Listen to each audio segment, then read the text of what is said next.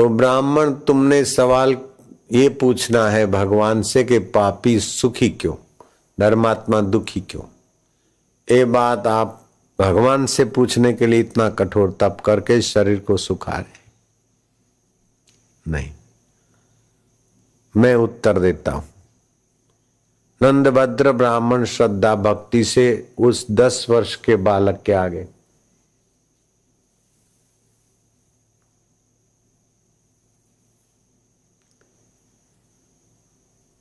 बोले, एक छोटी सी वार्ता। एक ठूंठा था गांव में के बाहर, गामनी बागोड़े एक ठूंठू હતું। ઝાડનું બધું બોડું બોડું કાપી નાખેલું, સૂકું ઠૂંઠ। तो गायो आवती जाती, कोई गाय ने खंजवाड़ थयो, गाय को खुजली हुई तो अपना जरा शरीर रगड़ा, और रगड़ते रगड़ते जरा उसको अच्छा लगा, जोर से रगड़ मारी तो गाय वो झाड़ का फांस गाय के पेट में घुस गई और गाय मर गई। और ठूंठा ने गौ हत्या की। इस बहाने ठूंठा हिला और फिर बरसात पड़ी और ठूंठा पांगरा। वो ठूंठ जो था 2-4 साल से तो पनपा नहीं था, और गाय ने खुजली मिटाई और अब आगे ठूंठ ने गाय की हत्या की तो फल हुआ कि वो पनपा और उसकी डालियां प्रति डालियां आए विशाल गाय जहां पेड़ हो गया। तो ठूंठा ने गाय माता की हत्या की, इसलिए वो फल गया।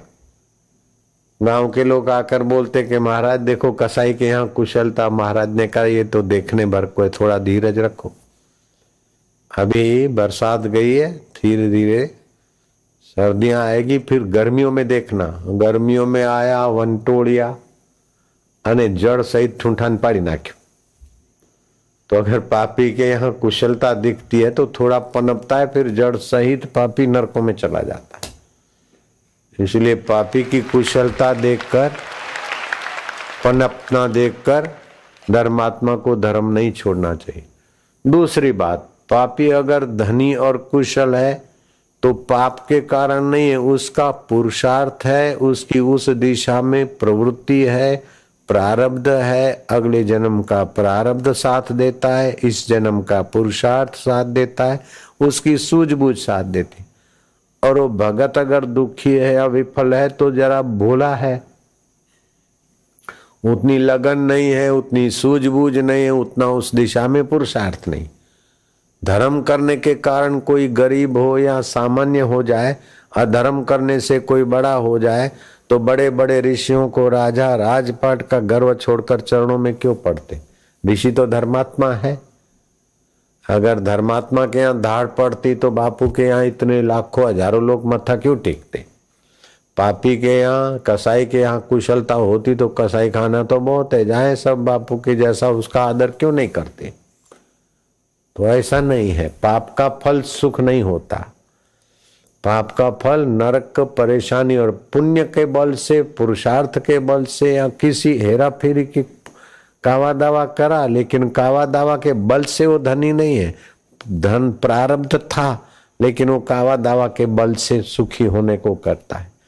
महाराज जैसे 2 भाई थे, पिता मर गए, बड़े भाई ने छोटे भाई से सिग्नेचर करा लिए और छोटे भाई को मां के साथ धक्का मार के निकाल दिया। बड़ा भाई ने कसाई का काम किया और छोटा भाई बेचारा गरीबी में।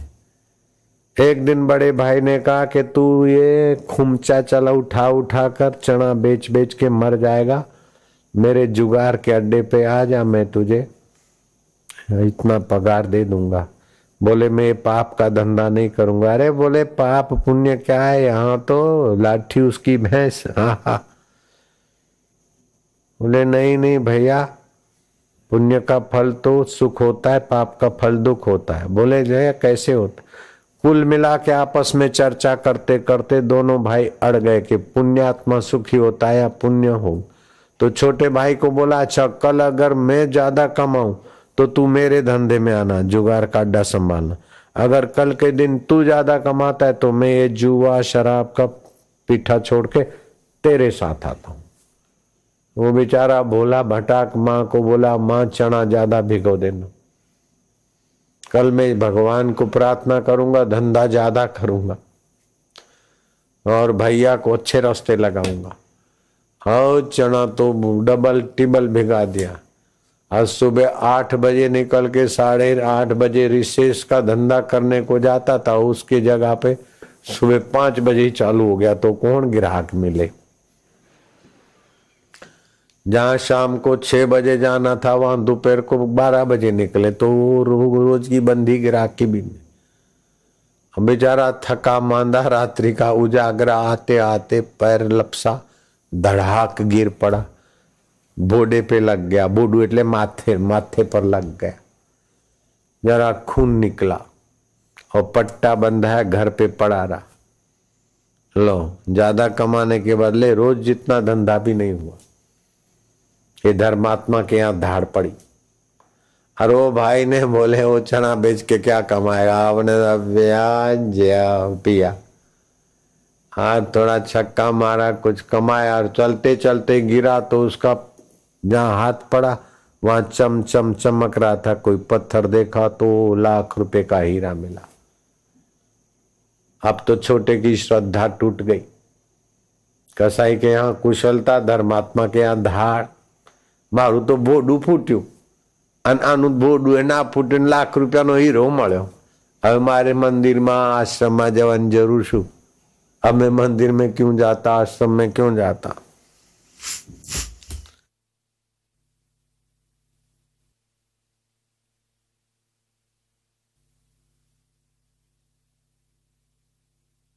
मंदिर आश्रम में जाना बंद किया। वो महंत संत को पता चला कि ये भोला भगत ने भाई से शर्त रखी और हार गया है, श्रद्धा टूट गई। और मेरा भाई तो जुआ करता है और मेरे से दगा किया, वो सुखी और मैं सीधा साधा हूं तो दुखी हूं। ऐसी गैर समझूती भगवान क्या कारण है। वो संत महात्मा ध्यान करके बैठ गए तो उसके अगले जन्म का रील भगवान ने दिखाया कि इसके अगले जन्म में कोई दान पुण्य और सूझबूझ नहीं थी, अभी धार्मिक हुआ है कष्ट आने से, इसलिए कष्ट भोग रहा है। इतना बुद्धि का विकास नहीं है, भोला भगत है। नहीं तो चने का गल्ला 8:30 बजे वाला वहां 6 बजे क्यों निकले। तो बोडू जरा विकसित ओछू से। दूसरी बात, आज के दिन इसके कर्म ऐसे थे कि उसको फांसी लगने वाली थी, लेकिन मंदिर में आश्रम में सत्कर्म में जाने के कारण, हक की कमाई का खाने के कारण इसकी फांसी टल गई और ठोकर लगी और सिर पर थोड़ा सा पट्टी बंधी। और जिस भाई को आज वैभव मिलना वाला था, राज लक्ष्मी वरण करने वाली थी, लेकिन धोखाधड़ी करने के कारण, मां के साथ छोटा भाई के साथ दगा करने के पाप के कारण उसका राज्य अभिषेक की जगह पर थोड़ा सा वहां गिरा और जरा सा तिलक तो क्या हुआ, कंकड़ लगा और 1 लाख रुपए का हीरा मिला। तो उसको जो राज्य लक्ष्मी मिलने वाली थी, पापात्मा होने के कारण ठोकर खाने पर भी 1 लाख रुपया ही मिला। और वो धर्मात्मा को फांसी लगने वाली थी, तो फांसी की जगह पर ठोकर खाई और जरा सा सिर फूटा। तो बाहर से तो लगता है कि वो धर्मात्मा था, उसका सिर फूटा, और ये दुरात्मा था, इसको हीरा मिला। लेकिन पूर्व काल का देखो तो ऐसे ही सदना जा रहे थे, यात्रा करते करते जगन्नाथ भगवान के उड़ीसा में दर्शन करने। किसी गांव में रात्रि को ठहरना पड़ता था।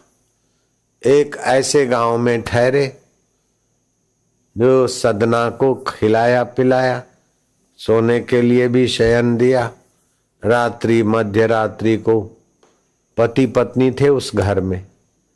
पति के कमरे में पति को छोड़कर वो सुंदरी आई। हो यात्री, हो यात्री।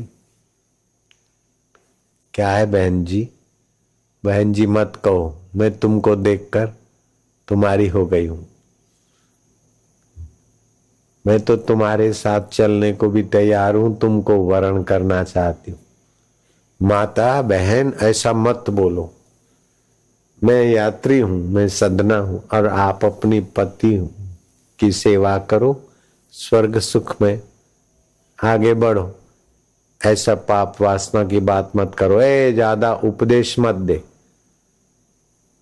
मैं 22-24 साल की युवती और 32 वर्ष का बुढ़ा, मैं उसके साथ कैसे सुखी हूं? तेरे जैसे युवक को मैं पति वरण चुप कर चुकी हूं। बोले ऐसा तुम बोलती हो, मुझे डर लगता है, मन बीक लागे थे। बहन आऊ ना बोल। अच्छा मैं तुम्हारा डर मिटाती हूँ। वो उल्टा गई और सोए हुए पति को मयान में से तलवार निकाल के उसी की तलवार से उसका बोडा, पटेल बोडू क्या, धड़ से सर अलग करके रंगी तलवार दिखाई, लो तुम्हारा भय में निवृत्त करके आई। अब तो मेरे को अपने गले लगाओ। अरे तू इतनी हत्यारी, मैं तेरे को गले लगाऊं? अरे बोले बहुत हीरे जवाहरात माल मिल्कत है। तुम भगत में भक्तानी, इसको तो खाड़ा खोद के लिपन का जमाना था, इधर गाड़ देंगे, अपन ताला लगा के चलेंगे, यात्रा कहूंगी। अभी तुम रहो, किसको क्या पता। नहीं मैं पाप कर्म नहीं करूंगा। वो खूब गले पड़ने लगी। बोले नहीं बहन, मैं माता जी ये मेरे को नहीं बोलो। तो बोले स्त्री को काम सताता है, अगर नहीं तृप्त करा तो काम क्रोध का रूप लेता है। तुम मेरी बात मानो, जल्दी मेरे को अपनी भुजाओं में ले लो। बोले नहीं माता बहन देवी ऐसा नहीं बोलो। बोले तू ज्यादा मेरे को सताओ मत। ये यात्री ऐसा करके चिपकने गई तो यात्री दूर गया, तो देखा कि ये तो मानने वाला नहीं, तो उसने तेवर बदली और चीखी बचाओ बचाओ बचाओ, और अपना ब्लाउज तोड़ दिया। आसपास के लोग इकट्ठे हुए। यात्री को जरा मेथी पाक मिला। ये तुमने सर्दी में बनाया वो नहीं? हाँ, किसी ने तमाचा मारा, किसी ने ठुआम। आखिर बात राज दरबार में गई और राजा ने कहा कि ऐसा यात्री पापी, इस पापी को हम जेल में नहीं रखेंगे। जिस हाथों से पाप किया वो हाथ कटा के हमारे नगर के जंगल से बाहर इसको सिपाही छोड़ के आए। जब वो यात्रा करते करते भगवान को उल्हावना देता है कि वो उल्टा तो मेरे से पाप कराती थी, मैं बचा, मैं निर्दोष, फिर भी मेरे हाथ कट गए। हे जगन्नाथ, धर्मात्मा के यहाँ धाड़ और कसाई के यहाँ कुशलता। वो उल्टा तो सम्मानित हुई कि बेचारी पतिव्रता है और ये यात्री हरामखोर हरामजादा है। जो हरामजादी थी उसका तो लोगों ने पक्ष लिया, और मैं सीधा था तो मेरे को तो लोगों ने मेथी पाक दिया, बिना शक्कर के, बिना घी वाला मेथी पाक। घी नहीं, शक्कर नहीं, डंडों वाला मेथी पाक। आए मारा रोया तन मेथी पाक आलू का। वो भगवान को उल्हावना देते हैं और तकलीफ सहन करते करते यात्रा करते। जब कुछ माइल बाकी थे, थक गए और पैरों में कांटे पड़ जाए, पैरों का कांटा निकालना भी ठूंठा क्या निकाल। हे जगन्नाथ, क्या तुमको मेरे पर तरस नहीं आती? मैं निर्दोष और मेरे हाथ कट गए, मैं निर्दोष और पैरों में छाले पड़ गए और तेरी यात्रा करने आता और तू ध्यान नहीं रखे तो तेरी भक्ति कौन करेगा? हे जगन्नाथ, हे जगन्नाथ, जरा तो दया कर, कोई ऐसा कुछ भेज तो डोली में बैठ के पहुंचो, चला नहीं जाता। शांत होके प्रार्थना करके विश्वास पूर्वक चुप हो जाए तो प्रार्थना गहरी होती, तो फिर वो व्यापक हो जाती। राजा प्रताप रुद्र ओडिशा का राजा था, उसको स्वप्न हुआ और ठूंठे हाथ कटे हुए एक यात्री को जाके ले आओ। प्रभात होते होते यात्री को ले आने वाले कहार पहुंच गए और डोली में बिठाया। कल उल्हावना दिया और आज राजा प्रताप रुद्र को स्वप्न दिया और डोली भेजी। प्रभु तू है तो सही, मेरे जगन्नाथ भूल चुक माफ। ऐसे करते करते वो राज्य का अतिथि, राजा को स्वप्न दिया भगवान ने, वो मंदिर में अंदर तक गए और जगन्नाथ को देखते कि जब पैरों में छाले पड़े हो, जरा सा कहा तो तुमने राजा को सौंपना देकर डोली भेजी। जब हाथ कट रहे थे तब तुम कहाँ गए थे?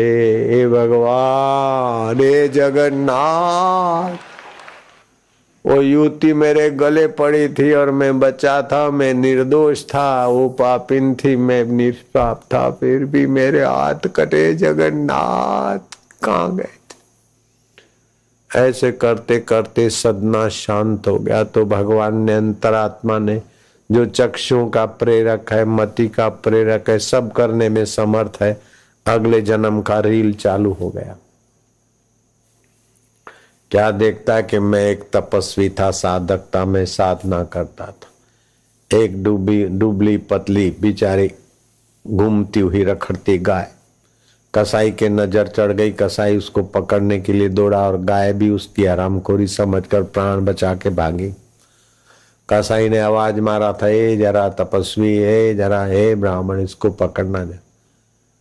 तो मैं वो तपस्वी खड़ा हुआ और गाय दुबली पतली को अपने भुजाओं से, हाथों के पंजों से उसके गले में हाथों का फांसा डाल के उसको रोका।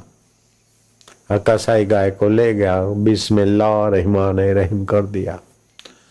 वही कसाई इस गाय का पति बना है और गाय ने उसको बिस्मिल्लाह कर डाला, और तू उस गाय को अपनी भुजाओं से पकड़ा और उसकी हत्या में निमित्त बना तो तेरे हाथ कटवाए। अब इसमें मैं क्या करूं? उस समय तो निर्दोष था, लेकिन अगले जन्म का दोष यहाँ पूर्ण होता है।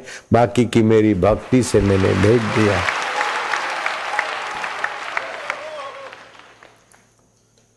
माधव, मैं तुम्हें नहीं पहचान सकता हूं। मानवीय बुद्धि से ईश्वर के न्याय को हम नहीं समझ पाते। ईश्वर जो भी करते हैं सब न्यायकारी। कृपालु हे गोविंदा, हे माधवा, हे जगन्नाथा सम्यताम। जय जगन्नाथ, जय प्रभु। प्रभु करते करते भाव में आए और अपने ठूंठे हाथों से ताली बजाना जाते तो पंजे फिर से बन गए। जय जगन्नाथ, जय जगन्नाथ, जय जगन्नाथ, जय जगन्नाथ, जय ओम ओम ओम जगन्नाथ, ओम जगन्नाथ, जय जगन्नाथ, ओम जगन्नाथ, जय जगन्नाथ, जगत के नाथ ओम ओम ओम ओम ओम।